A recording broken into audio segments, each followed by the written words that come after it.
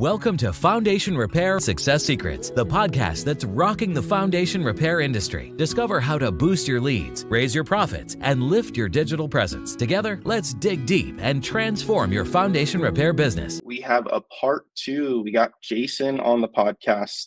Jason, how's it going? Good. How you doing? I am doing good.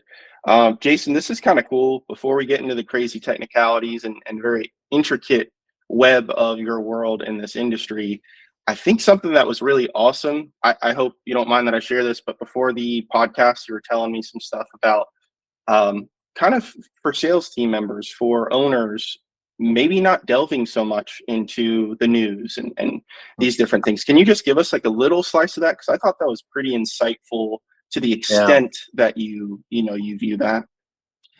Well, I mean, first of all, on that, when I've trained salespeople, because sales is all mental. Yeah, there is some physical to it, but it's mainly mental stuff.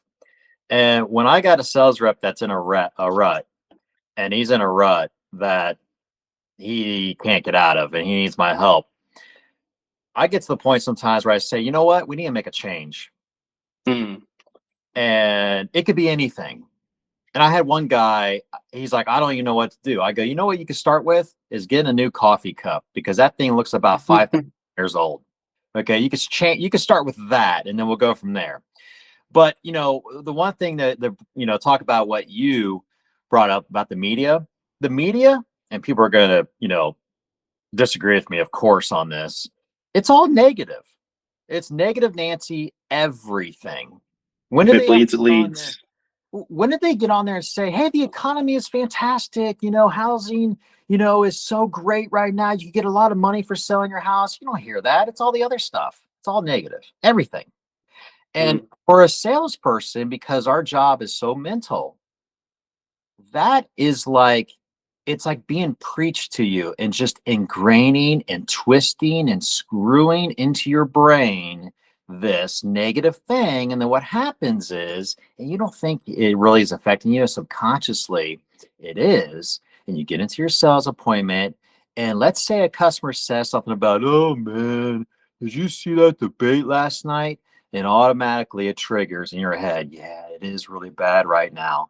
And then you start getting to the point where, oh man, this guy, he has no money, he's poor and this and that, and he's not going to spend $30,000 on his basement or crawl space to fix it, and it's all this negative stuff. And I'm going to tell you right now, 2008, we know what happened in 2008 with the housing market. Everything was crashing. And in my industry, everything is going down, okay? In most industries. Guess what? That was my record year. Oh, wow. I doubled the year before. And I have guys that are reps with me. I'm just a normal sales rep at this point. And they're like, what are you doing out there? What, it's so bad out there. How are you doubling it and setting company records? My boss, a 1% bonus. He goes, if you could beat the company record, I'll give you 1% bonus of all your sales. Beat it. He goes, if you do it again and break your own record, I did it 4 times in a row. This is in 2008. Okay. Wow. I believe it's because of my mindset and beliefs, because I do not watch the news. You could ask my family. I do not watch the news. I do not listen to talk radio. I mean, we're on a podcast right now, but I don't listen to any of those guys. I don't even know what's going on out there, and I don't even care. I had a customer last week that we did a job for. He goes, man, things are kind of bad out there. And in my head, I'm like, I have no idea what you're talking about. I think they're great. Right. Everything's great. So you got to have that mindset. Everything's great. There's not a problem. And if you're sucking into this news thing, just stop. Just stop watching it. It's so negative. There's nothing good about it. Nothing. Tell me what's good about the news where it made you feel upbeat. Like you just went to a seminar, a sales seminar, and the guys get you all fired up. No, not the media. So, I mean, that's my little rant on that. We could go on and on about that, but yeah, it's mindset and belief in sales, and you got to be positive. You got to be on it all the time. Yeah, love it. Yeah, it's interesting. It's good for our audience, whether it's the owners, whether it's the sales team. I don't even care if it's production, anything like that. It's very interesting. So, yeah. Figured yeah. we'd start things off with that because that was kind of cool. Now let's jump into some of these other technicals. That's a brain technical and a lifestyle technical. Yeah. Really, I know some of the stuff you obviously have a lot of wisdom in the space, and you want to share it, which is exciting too. Some people kind of want to keep it to themselves. Oh, this is a secret. This is the stuff I know. We'll keep it internal. Yeah. Something we Right. wanted to talk about was foundation walls. Them bowing. Just kind of break that down. Foundation walls in general. Well, foundation walls blowing inward is something that's always going on, always will go on. And I say to my customers, as long as they build basements into the earth, it's going to be happening no matter what they do. And codes have changed and they're putting rebar in and they're putting concrete and this and that. They're still bowing in. And some of the worst foundations are block foundations. Now, in the Cincinnati area, 85% of our foundations are solid poured concrete walls. They are the best foundation wall to this day. Block foundations, they're about 5-10%, and then you have the stone foundations of the old 1900s, early 1900s. In Columbus, where I was born at and where I'm from, it's the opposite. 85% of the houses are block foundations up there. And then it's like 10% for poured and the other 5 is stone. So we fix those every day. I went to Leeds every single day, every week, every year on block foundations, walls bowing in. And it may be 1 wall, 2 walls, 3 walls, all the time we're seeing it. So I got a tremendous amount of experience with these bowing walls. But block is the worst because they're the weakest. They're 8-inch block. They're very seldom 12-inch block. And the 8-inch block, the hollows inside the block, which there's generally 2 hollows per block. A block is 16 inches wide, 8 inches tall, and 8 inches thick. The hollows are 5 by 5 inches. So if the math, there's only 3 inches of concrete that's really supporting the wall. You got 1.5 inches, and then you got the 5-inch hollow, and then you got another 1.5 inches in the face. And I know there's a divider in the middle, but still, a solid concrete wall is solid 8 inches thick from top to bottom, the whole thickness of the wall. Clearly, that's way stronger than block. But we do poured walls that are bowing in also. And it doesn't have to be on a hillside in Cincinnati. We get, we're on the Ohio River, and we got a good sized hill going down to the river. It's on flatland. Columbus is super flat. There is no hill. And we had poured walls that were bowing in there. So, brick foundations, they of course bow in. We just fixed the stone foundation wall that was 5 inches bowed in. We did that a couple months ago. So it's all of them, but it's block. I mean, that's number one thing. Got it. Now, how about some of the remedies that you guys maybe prescribe? Is there one way and that's it that you guys go by? Are there multiple? Okay. No, I mean, there's really 5 different ways to structurally repair a foundation wall. There is a 6th one, but no, I don't do it because it kind of works. And the 5 is you either rebuild the foundation wall brand new. Of course, that's going to be the best because you got a brand new wall. But the downside is it's the most expensive.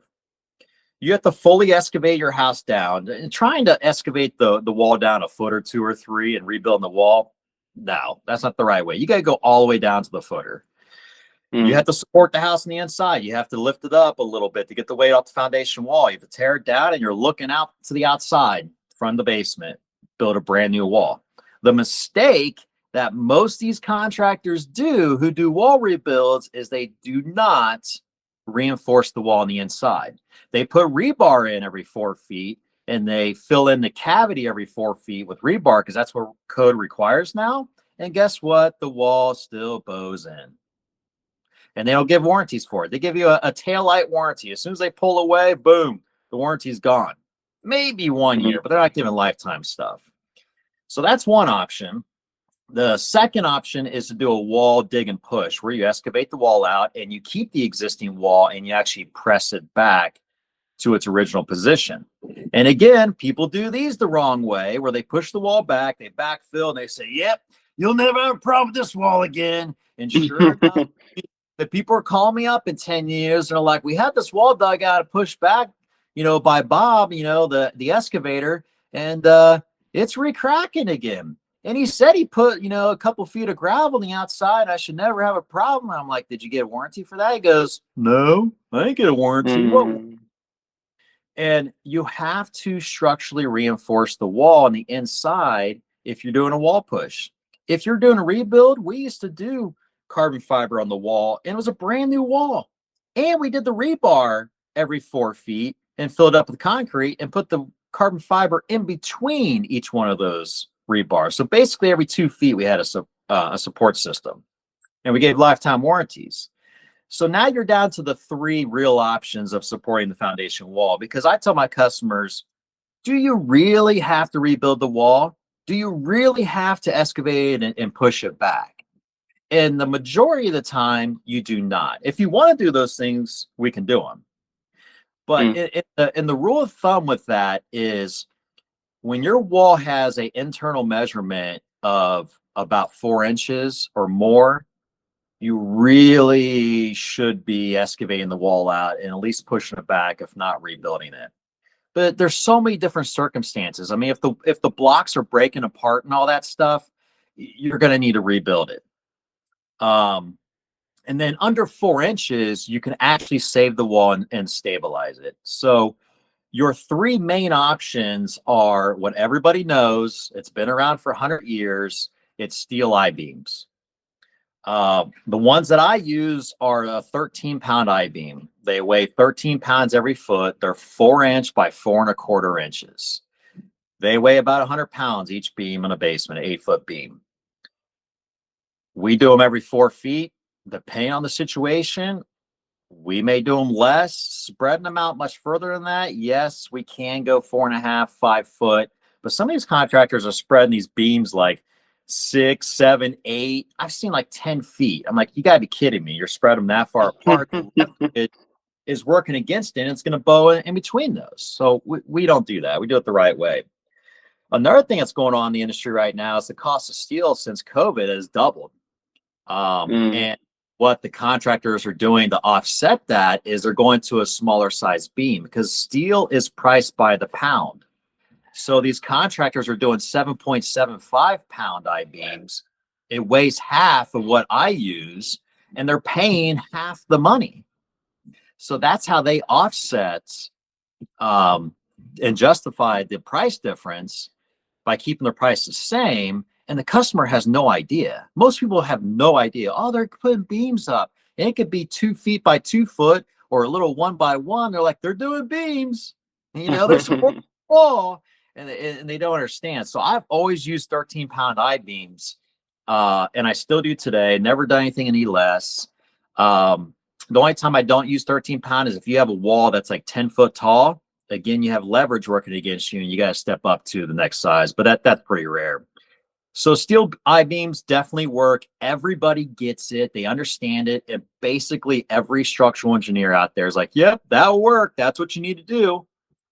There are adjustable I-beams that we do where you can actually torque a bolt down up in the floor joist framing to put pressure on the beam, and you can slowly move the wall back.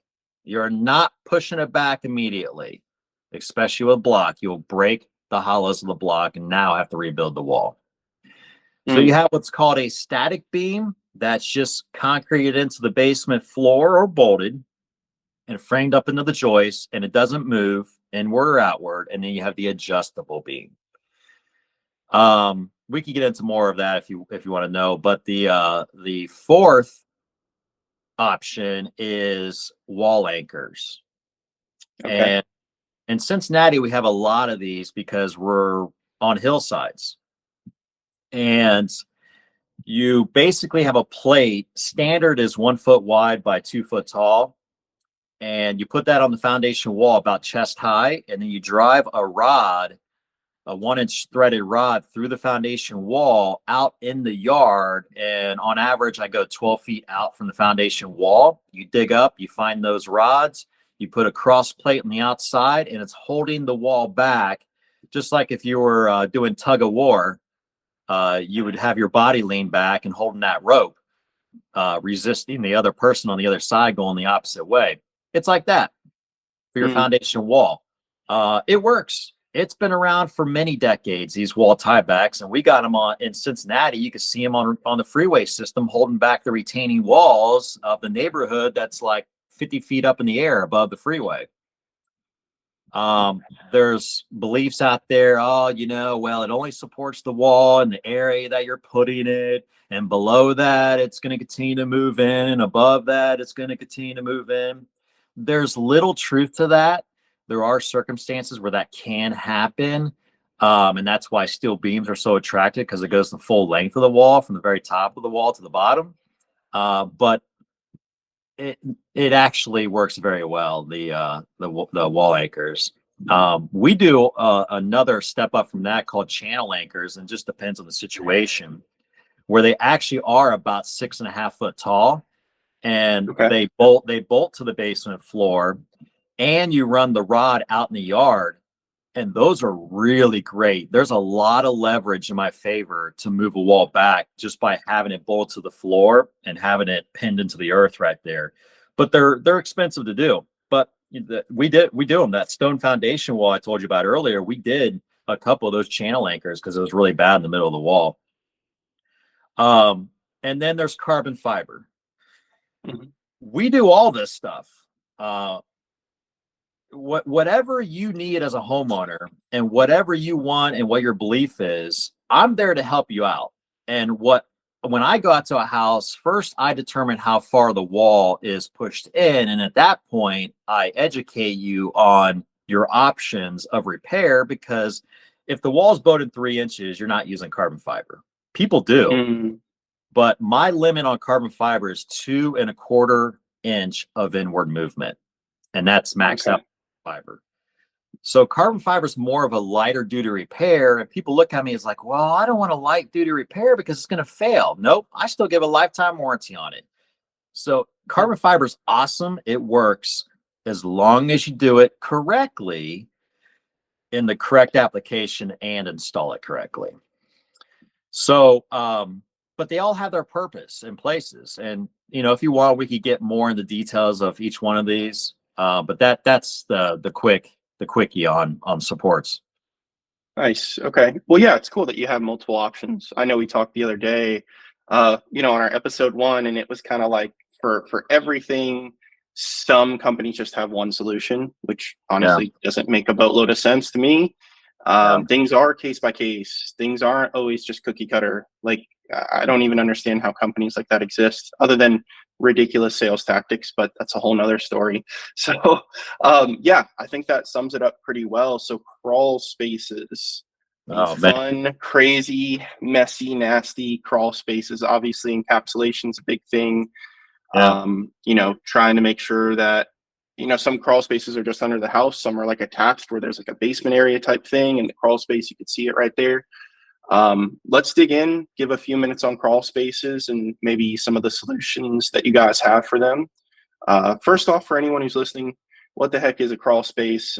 What do they look like? What are the different varieties of them? And then what are some of the solutions that you guys provide to best handle or utilize a crawl space?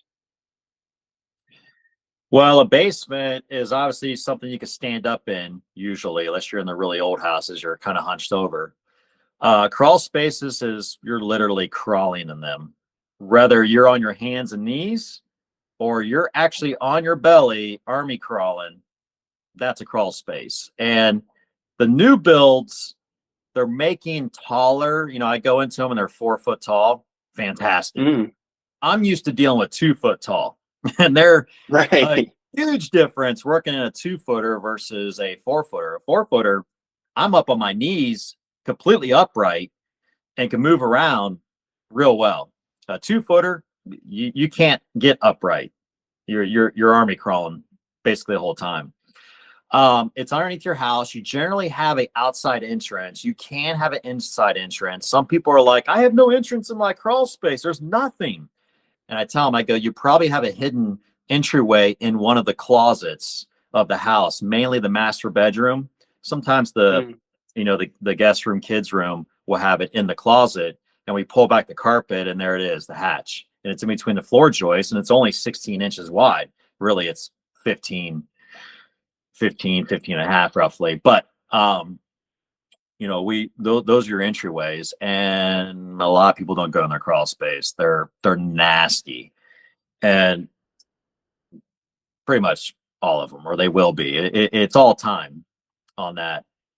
But man, these things, I was just in one today before this morning. I had a 9 o'clock appointment, and it had multiple additions. Older house, built in the 40s, had 2 additions put onto it. I go in there, and the guy's like, man, my floors are really, they're sagging, and look at my bathtub. It's going, it's tilted. And I'm like, totally. And I go down there, and whoever built this, first of all, they used 2x6s as the joists. Well, the minimum really should be 2x8s, and most houses are 2x10s. It had 2x6s, and then I went to the second edition, and they used 2x4s for the joists, 2x4s. And on top of that, your normal span in between joists is 16 inches. They did 24-inch span. So it's one thing if you have a 24-inch span and you're using 2x8s, 2x10s. They use 2x4s on a 24-inch span. No kidding, is he having floor problems? Standing on pencils. So, this guy, he needed $35,000 worth of just foundation work. Wow. And the issue with just doing foundation work in a crawl space is not only was this one built incorrectly, most crawl spaces aren't built like that. They usually have 2x8s or 2x10s as joists, but the environment of the crawl space is killing the crawl spaces and all the wood. I go in the crawl spaces all the time, and anybody who does this industry can tell you this 100%, that the crawl space is 70, 75, 80, 85% humidity. I'm seeing that all the time, if not 90, 95%. And I've seen crawl spaces so humid that it's literally a cave in there. It's dripping water everywhere. Wow. That bathing suit. That's crazy. I mean, it's a cave. It really is a cave. I mean, I've seen the white stuff. I forget what they call that in a cave, where it drips down and it keeps adding on to itself. I have seen that in crawl spaces. Man. And people think these crawl spaces are like no man's land. Like it's the outside. It's not part of your house. 40% of the air you breathe is from your crawl space. It's called the stack effect. Every house is built this way, whether it's 150 years old to present. It sucks the air from your crawl space. It goes up to the first floor, second floor, up to the attic. And that's why you have ridge vents in the attic, also for the attic, but it blows the air out of the ridge vents of the attic. So we are siphoning that moisture from a crawl space and humidity into the wood joists first, and then up into your house. And then the wood is organic, so mold has it's a mold farm down there. It's a perfect environment for mold. You got the humidity, you got the moisture, you got organic materials. Cellulose is the candy for mold. Cellulose is wood. Drywall has a ton of cellulose in it. This is why drywall gets moldy real quick when you have a wet basement and it's finished. So those environments are terrible. And a lot of crawl spaces, especially the worst crawl spaces, are ranch homes with full crawl spaces. They don't have a partial basement and partial crawl space. They're full crawl spaces. They're the worst. They're the ones we're always fixing for $30, $40, $50,000 all the time. There's so much surface area. They leak water. They have all the humidity, moisture. They got everything working against them. So, I mean, there is so much I could talk about the crawl spaces. There's so many different avenues. And the great thing that I do is I do basically everything for crawl spaces.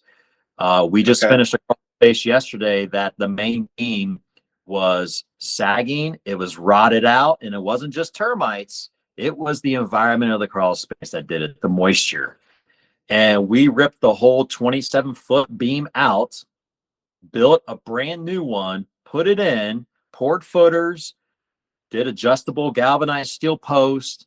We sistered floor joists because floor joists were sagging, broke, and cracked. We did a sump pump system and some other stuff. And the guy called me yesterday. He's like, man, he goes, you guys were fantastic.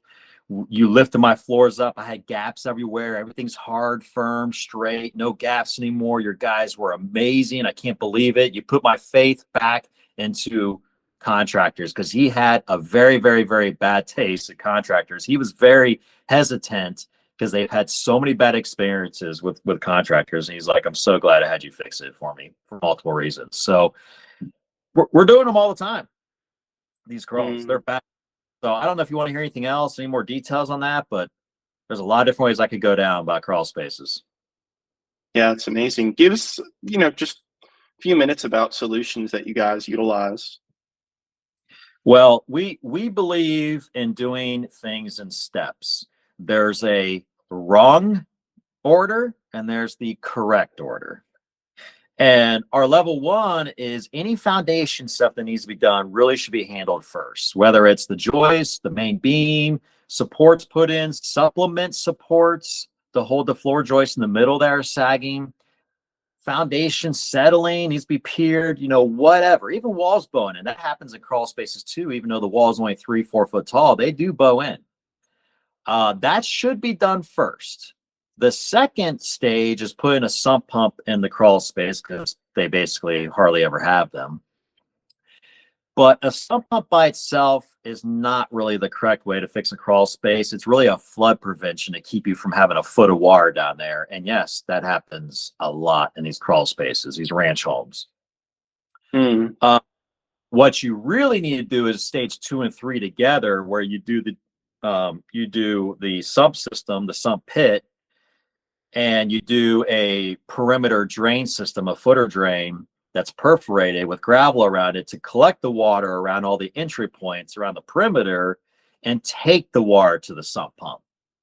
People think that they're going to waterproof their crawl space just by putting a sump pump in. Nope, doesn't work, never will. You got to get the water from one end to the other, to the sump, and the drainage is the way to do it.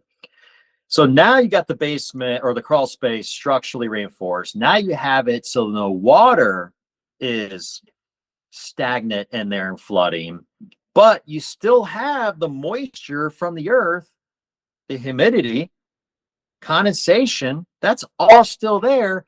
And one big enemy for this is they put those stupid vents in the crawl space, and they still do it today. And they're a 16-inch wide by 8-inch tall vent. Typically, they always have at least 2 of them. And it's the old way of thinking, and people are going to fight me on this even today. And they're going to say, well, you got to get fresh air in there. You got to get fresh air, just like upstairs. You got to open your windows up every once in a while, get that fresh air in your house. Okay, great. Let's talk about that. In Arizona, makes sense. The humidity is 18, 19, 20%. I don't see much of a problem letting that fresh air get in that crawl space and get the bad air out. But in Ohio, no, that doesn't happen. The humidity, maybe in the wintertime, our humidity is 25, 30%. Most of the year, it's 70, 80, 90% humidity. And you're sucking that humid air into your crawl space, plus it's hot. Your crawl space is underground, so it's already cooler. Think about it. In the summertime, you go down your basement, it's nice and comfortable. In the wintertime, It's cold. Right. And you get condensation happening because the hot humid air is hitting the colder environment in the crawl space. And usually when I explain to people like that, they're like, okay, that makes sense to me.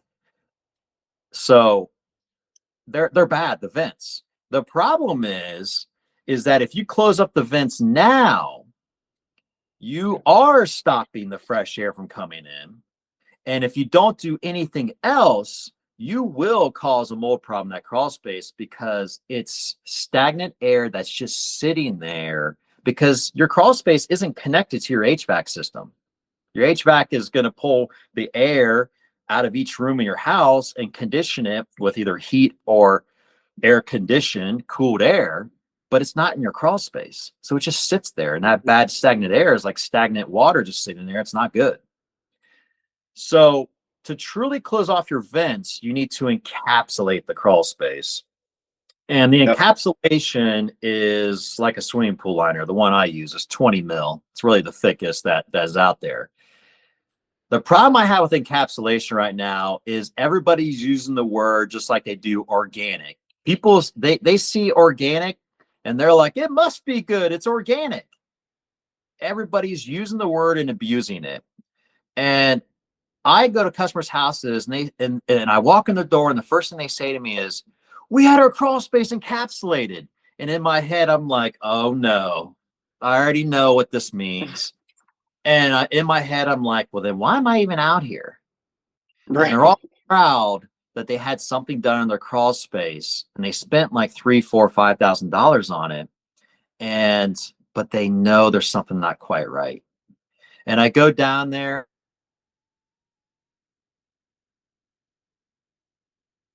I'm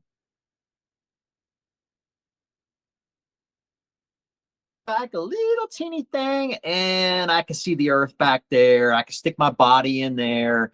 It's not sealed at all whatsoever. Vapor barriers, yeah, that's great. All your home inspectors are saying you got to do a vapor barrier. Half the time they don't even know why. They're just telling you because that's what their boss told them that needs to be done in every crawl space. A vapor barrier is like heating and air conditioning your house and leaving your basement windows or your windows open in your house year round. Would you ever do that? Heat your house, spend money on heating the house, spend money cooling the house, and leave your windows and doors open? No, nobody's going to do that. That's what a vapor barrier does. The moisture and humidity just goes right around it and still gets into the crawl space. It's stupid. I don't do vapor barriers. I'm not wasting people's money, even though it's cheaper. I could do them. I could do them for like $1,500. I'm not doing it because it's not the right thing to do for people. Encapsulation is. And once you do that encapsulation, you now can close up those vents permanently. But a mistake, even though it's encapsulated, you got to do a dehumidifier in the crawl space after it's encapsulated. And that's stage, encapsulation is stage 4 for us, and dehumidifier is stage 5. And they really need to be done together, the dehumidifier and encapsulation. And then there's 2 more stages after that, doing battery backups and second sump pumps and doing installation in the crawl space. So, we could get into, hone in on each one of those things. But encapsulation works, and there's still people out there that believe that it doesn't work, and it does. And in our industry, we've been doing it since the late 80s, the encapsulation. And all the municipalities back then, they're like, you're going to destroy these houses. They're going to be mold farms, and they're going to be falling down. And here we are. And they're not. We saved the home. And everybody jumping on the bandwagon now, and starting to do them, now. And the cities are like, they're like 30, 40 years behind, where we're at in the industry. They still don't know. So it works. They're awesome. That's awesome. Love it. Well, and it's cool too that you guys have the stages, the levels, where it's prescriptive. It's not necessarily like, oh, we just jump to this or we jump to that. And you guys have a hierarchy, and it's something visually that people can kind of grasp onto. So yeah, that sounds awesome. Well, that's a touch on crawl spaces real quick here. We wanted to touch on, piers. Let's talk about when to use piers. Obviously, a lot of our audience will know this. Of course, when a building's kind of slouching, sagging, sinking, etc.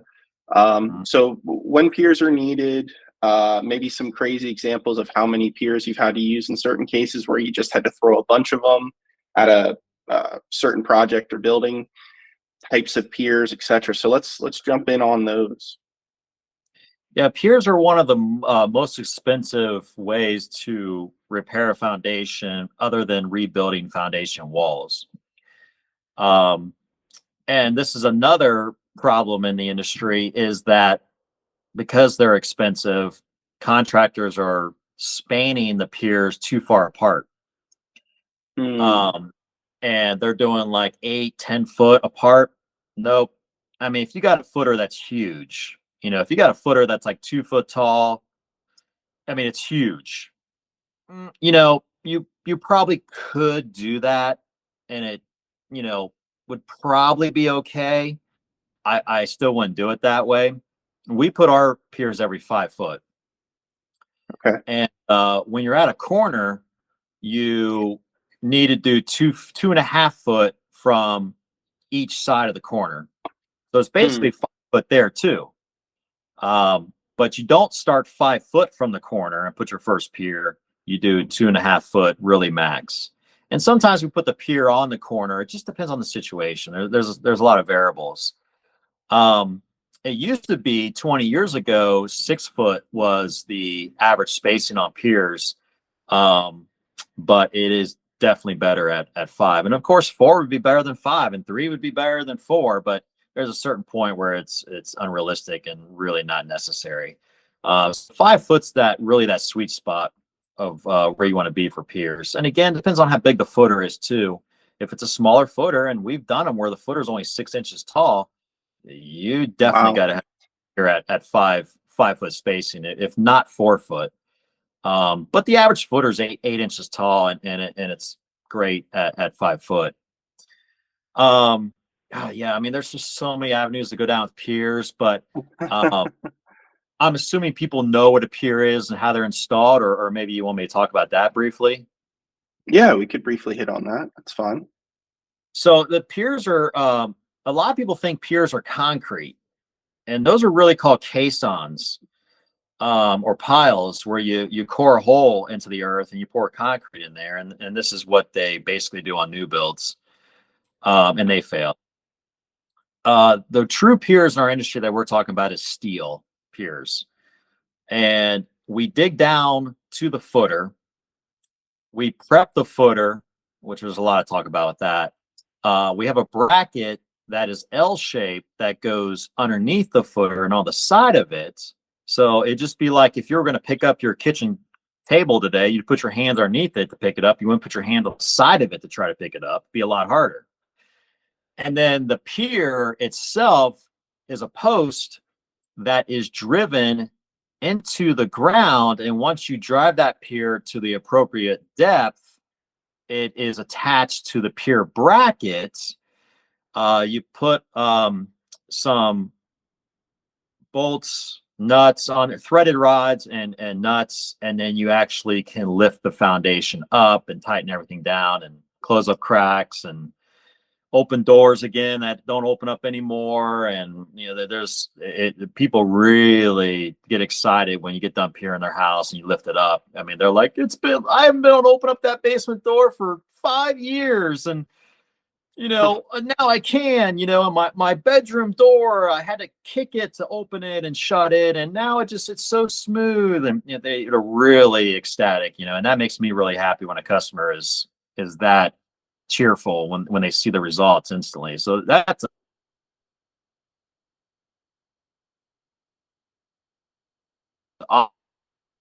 but it's great. So there's 2 types of piers. There's a helical pier and there's a push pier. And here we go. We're going to have a big debate about this. Okay. Bring it on. Let's see. We can talk about this in depth too. A push pier is pushed into the ground with a hydraulic press. And this is what I do the majority of the time as a push pier. A helical pier is screwed into the ground. And the analogy is that it's just like if you were going to put 2 pieces of wood together, you can take a nail and hammer it in straight, or you could take a screw and screw it into the wood. And contractors who only do helical piers and bash push piers, they're saying, well, doesn't it make sense? Isn't it better and stronger that you screw into the wood instead of nailing a nail into it that will separate? And yes, that is true for wood, but for piers, it's a vertical load. It's completely different, and both piers work. They do. Helical piers will pretty much work in every situation. Push piers don't work in every situation, but most. And where the helical piers really shine over the push piers is very light structures, like a front stoop. a little patio that's sinking down the ground. It's like 6 by 6 foot that goes up to your front door. It's really not where you want to do a push pier. The helical piers is better suited for that. But if you got a ranch home with brick, even siding, you got 2-story house, 3-story old school, all brick, absolutely push pier is fantastic for that. And a helical pier will work as well. But I have actually re-piered foundations that have already been piered with helicals, and they're failed. And I had to go out there and do push piers to fix it the right way. Wow. The Couldn't big, imagine being the customer on that. yeah. And the worst thing That about stinks. it, the contractor told the customer he went out there 2 years. He went out to the first year because the customer called him. This is just one customer I had in Kentucky.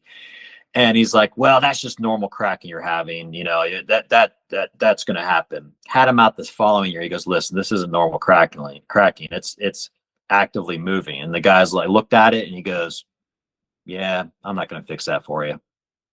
And he gave him a warranty. And he told him he wasn't going to fix it. I mean, this is the stuff that goes on out there in the industry. It's crazy. And he got away with it. The guy didn't do anything to him about it. And it's like, this is nuts.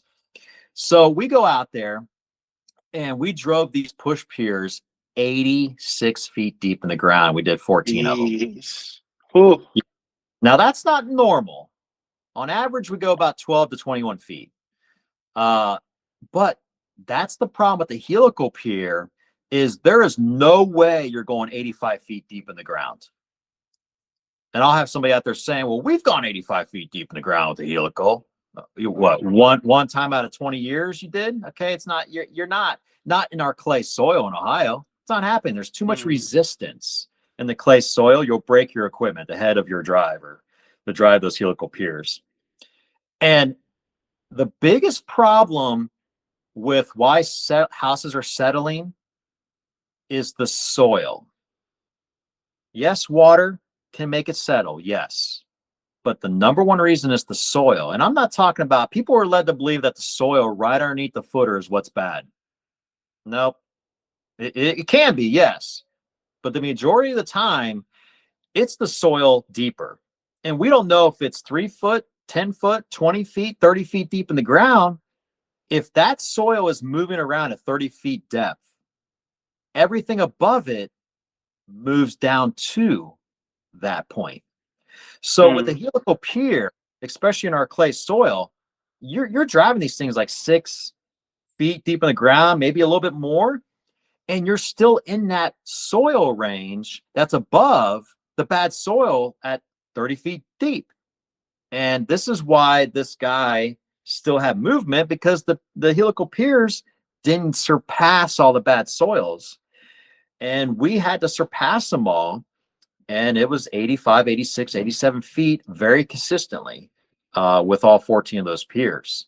You're not driving that deep with helical. And that's why I like to do push piers, because I have to surpass all the bad soils. And I know when I do that, that place isn't moving. Solid. Yeah. All right. Well, we heard the real crazy depth on that one with 14 piers. Any other like a crazy amount of piers needed or crazy amount of depth that comes to mind that was just an insane project? I've heard hotels and motels and things where it was just a vast array of piers. Any massive ones that are noteworthy? Well, honestly, I'm not doing commercial like that. I'm basically 99% residential. There's so much work needs to be done residential. I'm just not there yet for commercial. I'm not built for that yet. I mean, truthfully, but there's a time for that, and I don't need it to be now. I'm busy enough with residential, so I will be saving those places in the future. It's just not right now. But I haven't done them personally. I've done commercial, with past company that I worked with, and with commercial buildings, yeah, they're super heavy, but you start to get into a bigger size diameter pier, because a standard pier is 3 to 4 inches around, but those babies, I mean, we're talking, you're talking like a foot around, even Oof. bigger for those piers, and that takes completely different equipment to drive that thing, to do those. So I'm not as experienced with commercial, just because I haven't done them, a whole lot of them. So probably not the best person to ask for commercial, but residential, I could talk to you all day long about. Awesome. Okay. Sweet. Well, yeah, I mean, that rounds things out pretty well. I guess we'll talk real quickly on the depth clause that we had, kind of offline the other day. Would Yeah, love your opinion and thoughts on that for the audience. And then I think we can cap this baby off. yeah, yeah. Depth clause. This is getting better in the industry, but the depth clause is, you don't know how deep you're going to go when you drive these piers. Like the guy went 80, 85, 86 feet deep in the ground. I had no idea. Nobody does. Now, the one way to have a better idea is to get a soil sample test done by a engineer. And basically that's like in Antarctica, when they do the core test in the ice, and they pull that out and they go, a couple 100 feet deep, and they could tell you, everything about it, the age and all that stuff, and what was in there. You do that for your property, and that engineer will tell you, yeah, at this point of your house, the soil was clay, but then we reached 22 feet and it got a little silty. And then past that, it reached a blah, blah, blah clay density, whatever. Okay. I don't care. Because to get that done on your property is like $5,000 to $6,000. And what's it tell me? Okay. It tells me the depth, the majority of the area is bad at this point. I got to surpass that. It's helpful information, but I tell my customers, you don't need it. Take the $5,000 to $6,000 that costs and put it towards the actual repair, because I'm going to know how deep I'm going to go when I drive my pier. But everybody has this depth clause usually, because the average depth, again, I go is 12 feet to 21 feet. And the better companies will have in their contract, our pier depth max is 21 feet. Beyond that, we have a depth clause where it's going to cost you more money every foot we go past that 21 feet.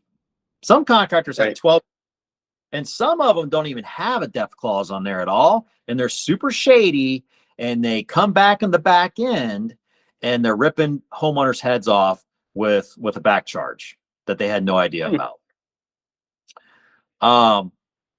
I have no depth clause at all whatsoever. That guy that I went 85, 86, 87 feet on 14 piers, I had to call my manufacturer and have 2 pallets of posts get delivered to me immediately, because we're in the middle of the job. And the homeowner was like, wow, Jason, I'm so glad I went with you, because it didn't cost them a penny more. It cost me 100%. And it wasn't just the material cost. On average, we drive down a pier. It takes about an hour to drive down into the ground. Those ones were taking 3 hours. So it was tripling my labor, basically. Wow. So contractors know that this is a problem, and they have in their mind, we can't afford to go past 21 feet. We have to have a depth clause because our piers are too expensive to do, and the labor and all that stuff I just told you about. Well, I get it. There's some truth to that. But at the end of the day, if we did an average for the whole year, because I've done it for 20 years, it really comes out to be the same average wise, because I've done piers that go down 4 feet deep or 6 feet, and you hit bedrock or whatever, and it lifts right up the house, and you don't have to go 12 feet. And it averages out about 12 to 21 feet. So you're at the end of the year, you're within that spec. So don't be stupid as an owner and saying that I can't afford to go that 85 feet like Jason did. I just can't afford it. Yeah, you can. You're thinking small-minded. You're being close-minded about that. You can do it. And now there are contractors now that are providing that no depth clause, and that's the right thing to do. You shouldn't, because I call it spiking the job. The the sales rep doesn't say anything about the depth clause. The homeowner doesn't read the back of the contract really, because it's usually back there. The foreman gets Right. out the job, they install the whole project, they lift the house up, they backfill, they come to the door and say, okay, we're ready to collect. The homeowner's happy because they see the correction, and then they go, oh yeah, you owe us $6,000. The homeowner's like, what are you talking about? I already paid. Mm, What's $6,000? Like, oh, we went past our depth clause. We had to go extra 10 feet on 10 piers. It's X amount of dollars per foot, and that's how we came up to the extra $6,000 you owe us. And it's this debate and switch, and people are PO'd, to say the least, when that happens to them. right. As they should be. Yeah, and what are you going to do as a homeowner? Like, even if they told you that as they're driving the piers, they're already 3/4 of the way done with the project. What are you going to do? Tell them, stop everything, get off my property and out of my house, and you're left with this partially done. You're going to get somebody else in there like me to fix it?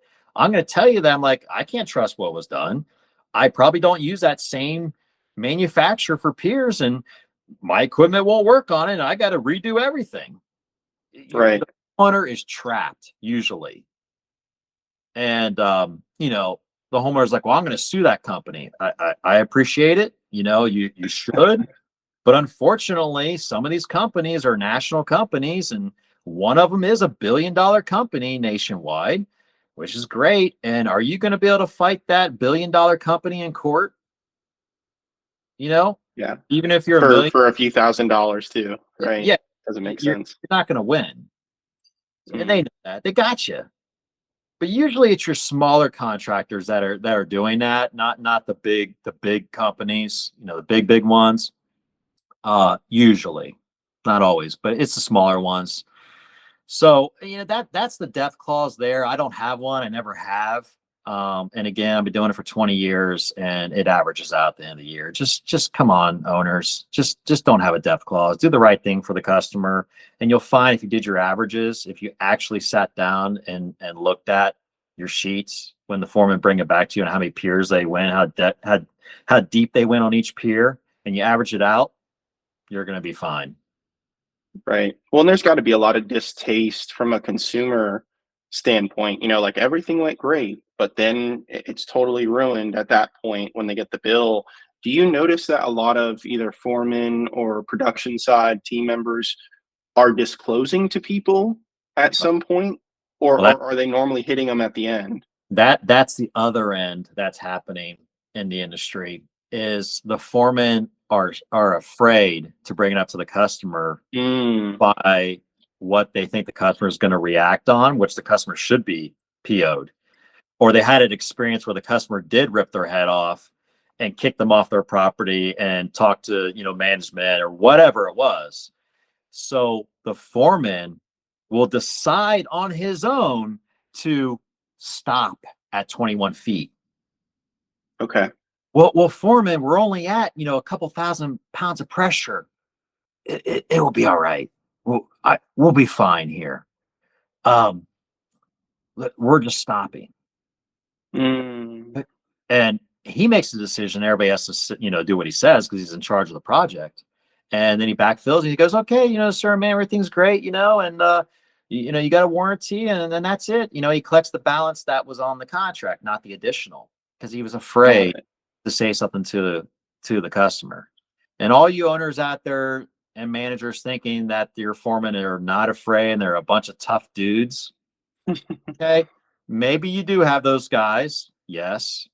But don't tell me that this doesn't go through their head slightly, even a 1% chance of this going through their head. It's a negative thing, negative Nancy. So it happens and they stop, and I've seen it. And guess what? The pier fails. Sometimes it doesn't, but it can fail because they didn't get past the bad soils. Helical piers, you don't have as much of a depth clause problem because you don't have to go as deep in the ground. So it's really the push piers is that the depth clause is really the problem on. So I have seen and heard those situations where the foreman decided to stop, and it's a big mistake. And what you have to do is you have to go out there and dig it up again. And as soon as you press on that pier, the pier goes right down in the ground. And you have to keep driving until you surpass those soils. And this is a warranty issue with the customer. I mean, immediately you put that pressure on it goes right down. The foreman didn't He didn't either do his job, he didn't test it. We always test it 4 times to make sure it is in good soil. And or he stopped because he was afraid to go to the homeowner with a back charge. So owners, just do yourself a favor overall. Just don't have a death clause. So your foreman can do the job correctly and not have to worry about back charging a customer. Just do it, right? It's just silliness for you not to do that. To have a death clause is just silly. Small money. Seems very awkward, the whole thing of having to approach someone when they decide to do it that route, either at the end or right when they realize things aren't going as planned. Yeah, that's awkward. The whole thing is weird. So like you're saying, it's just easier to do it your route. Awesome, man. Well, this has been super, super detailed and nice deep dive. I don't think we've ever done a part 2 on the podcast, so that's a cool kind of highlight. And then also we kind of dig around details, but now we really went into the trench of it. So super pumped, Jason. Obviously, hopefully people watch the first episode, but if they haven't, what's the website? What's the phone number? How do people get in touch with you? Yeah, the website is healthy, like your health, healthybasementconcepts.com. You can email us anytime. You can find us on Facebook. My website is great. Phone calls are absolutely, terrific. You can call us at 513-505-8202. You can text, you can email, but phone calls I like those the best because I can have a real conversation with somebody on the phone. And right now I take all the phone calls. I talk to every single customer before I even go out there on the phone. And they have a general idea of what we could do for them before I even step foot in their house. Awesome. Well, Jason, super happy that we got to have you on part 2. Super happy that we got to go this deep in the conversation. I think our audience will appreciate that quite a bit. And thank you for coming on the episode today. Yeah, thanks for having me. Awesome. All right, guys. Thank you so much for listening. And we will catch you on the flip side. See you guys.